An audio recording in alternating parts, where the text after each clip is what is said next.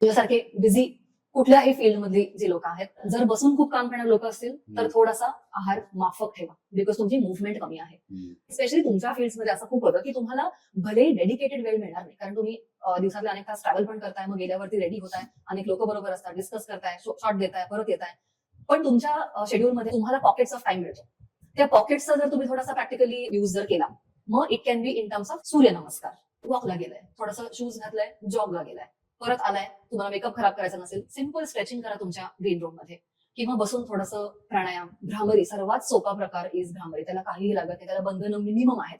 असा प्रकार केला तर तुमचं ऍक्टिव्हिटी आणि ग्राउंडिंग दोन्हीही करता येईल. सो डेडिकेटेड वेळ जर नसेल तर पॉकेट्स ऑफ टाइमचं कन्स्ट्रक्टिव्ह युटिलायझेशन ही करता येतं. आणि modulation of your diet, of your food आणि choices, what you choose to eat, हे सगळ्या गोष्टी कुठेही पनिशमेंट न वाटता करता येण्यासारख्या आहेत असं मला वाटतं.